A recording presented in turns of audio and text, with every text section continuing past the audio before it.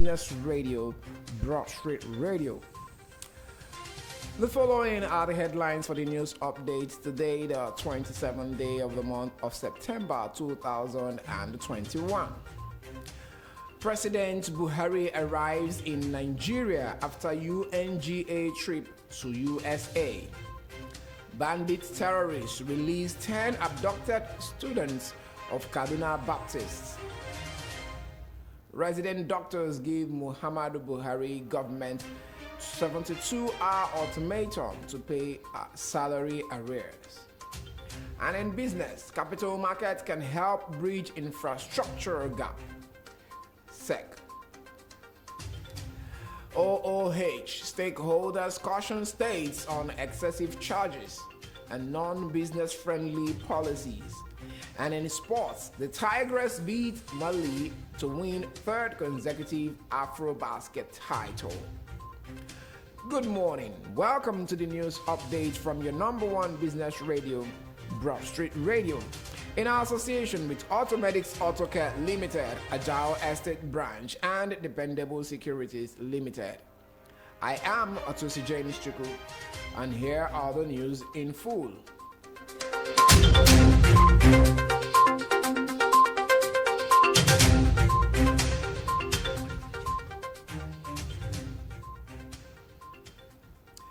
The President of Nigeria, Muhammadu Buhari, has returned to Abuja, the nation's federal capital territory, after attending the 76th session of the United Nations General Assembly, UNGA. Broadstreet Radio recalls President Buhari departed the shores of Abuja, Nigeria, for New York in America last Sunday to participate in the World Meeting. He returned to Nigeria through the Nnamdi Azikiwe International Airport with his plane touching down at about 5:20 a.m. on Sunday, 26 September. It was gathered that upon landing at the airport, Buhari was immediately transported to the presidential villa in Abuja. While in New York, the Nigerian leader, apart from the UN General Assembly meeting, also held some high-level meetings and interactions while in the United States. Bandit terrorists have reportedly released 10 abducted students of the Bethel Baptist School in Kaduna State. This was made known by the Christian Association of Nigeria, CAN. This was disclosed in a text message to Punch by the Vice President of CAN, 19 northern states, and Abuja, and its chairman in Kaduna State, Reverend Joseph John Hayab. He said 10 more students of Baptist High School were released this afternoon. We have 11 now with the bandits. We are thanking all Nigerians for their prayers and support. We are trusting God that the rest will be released very soon. All have been reunited with their parents.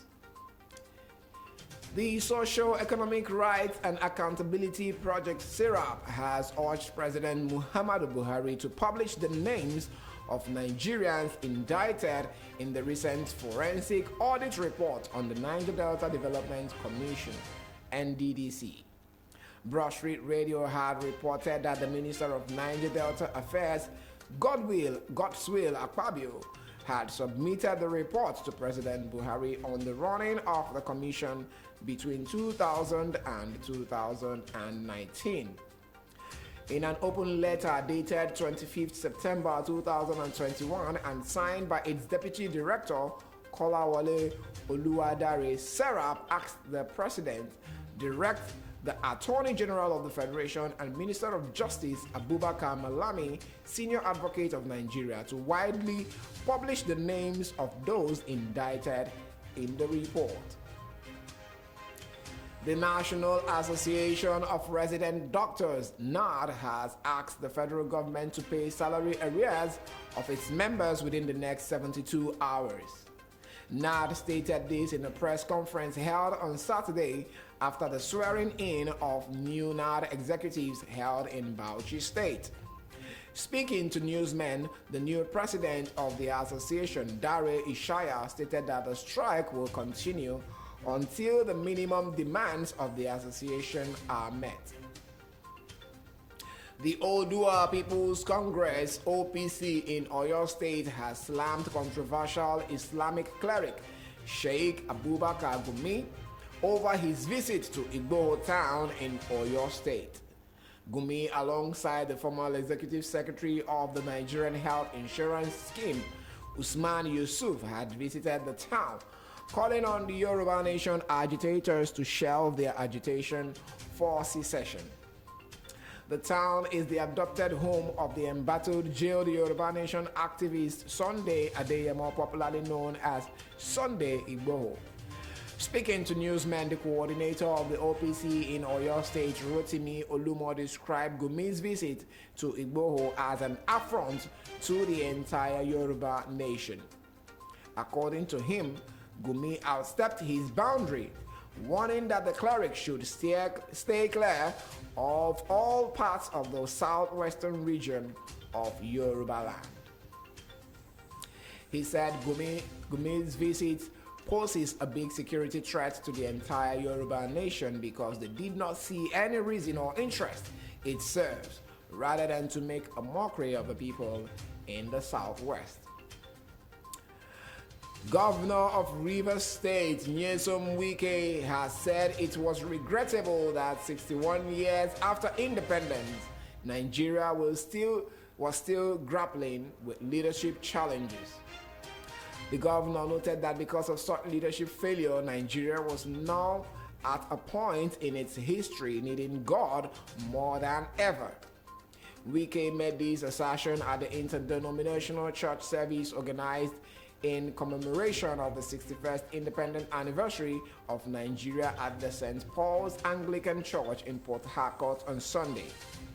The governor stated that there is hardly anything for Nigerians to celebrate as the country marks its 61st independence anniversary because its leadership continues to entrench hatred, mediocrity, and promote ethnicity and religion.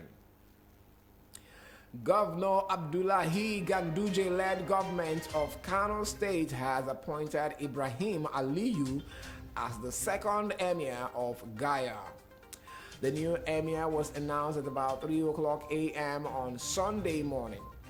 The appointment of the new emir became necessary following the death of Alhaji Dr. Ibrahim Abdul Kabir. The senior special assistant on new media to Governor Ganduje, Abubakar Aminu Ibrahim, had confirmed the death of the traditional ruler in a post on social media. To fill the vacuum left behind by the late traditional ruler, the state government with kingmakers jointly commenced screening of persons and eventually appointed Aliyu as the new emir. Governor Aminu Tambuwal of Sokoto State has said his administration will not ban the Almajiri education system as being speculated. He gave the assurance on Saturday at the closing ceremony of a two-day workshop for the adaptation of the Indonesian Pondok system into the Almajiri Islamia educational system in the state. The governor stated that banning the Almajiri education system would contribute to the number of out-of-school children in the country. Tambuwal added that the review of the Almajiri education system will help reduce the number of children that are out of school in the country. He, however, stated that the education system will be remodeled by adapting the Indonesian Pondok system to make it better. Business news in a jiffy.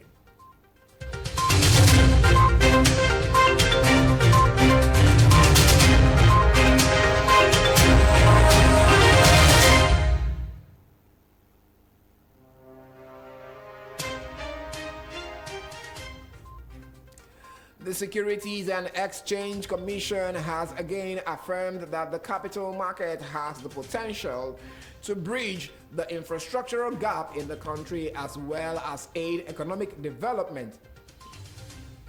This was stated by the Executive Commissioner Operations of the SEC, Mr. Dayo Obisan, at the annual conference on the 30th anniversary of the Finance Correspondents Association of Nigeria.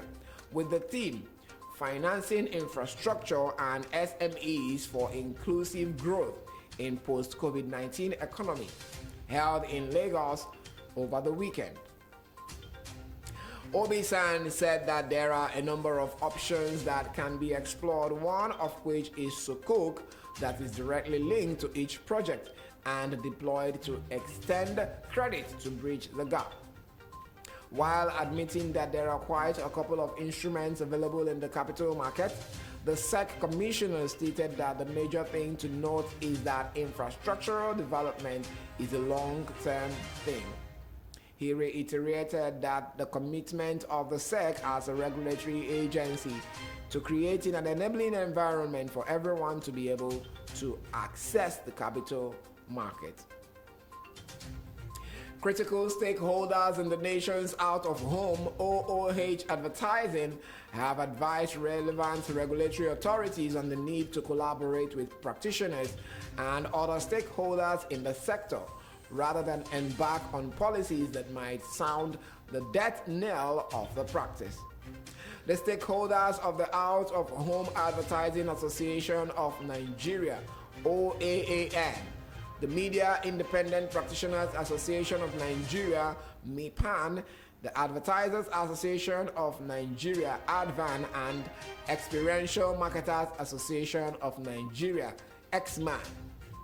The stakeholders argued that such advice had become imperative to enable governments, especially those at the sub-nationals, to focus on creating an enabling environment for the practice to flourish rather than embark on excessive revenue drive from the sector as they are currently doing.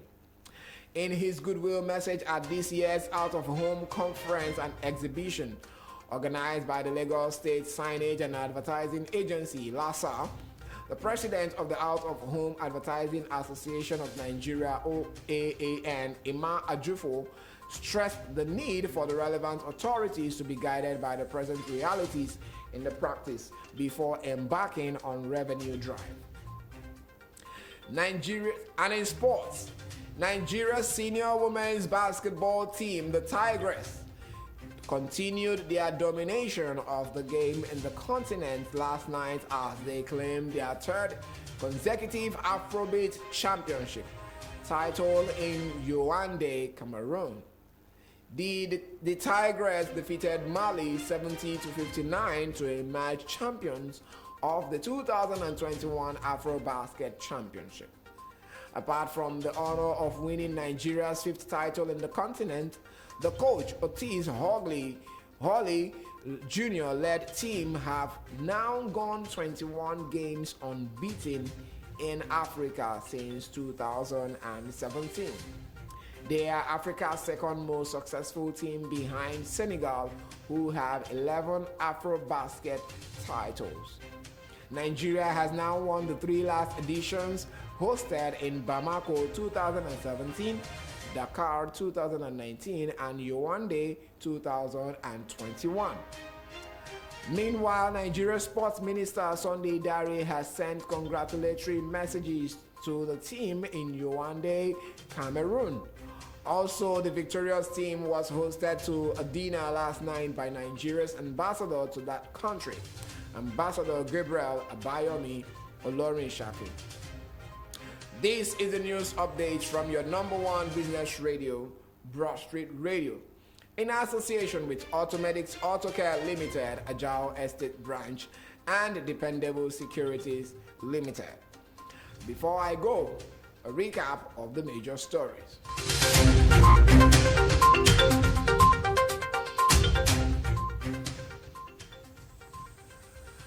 President Buhari arrived in Nigeria after UNGA trip to USA.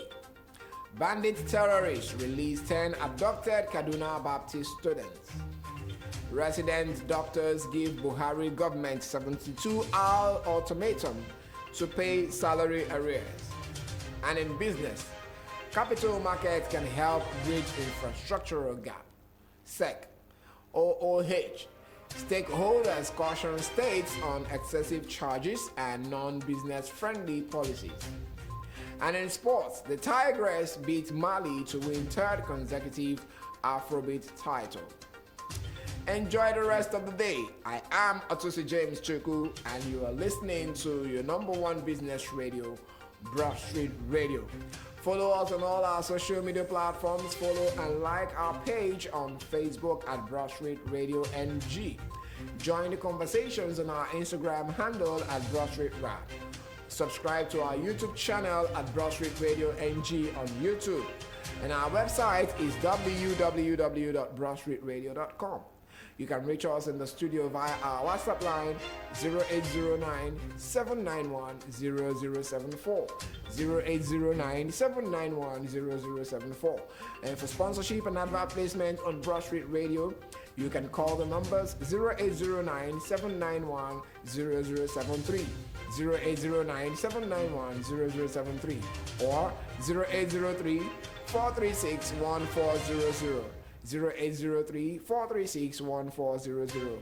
You could also visit our office at number 58/60 Broadstreet in Lagos Island. Medifair House is the building, or you could do a mail to hello@broadstreetradio.com. Don't go anywhere. At 8:30 a.m. is going to be newspaper review with Semo Sinachi and Eze on your number one business radio, Broadstreet Radio.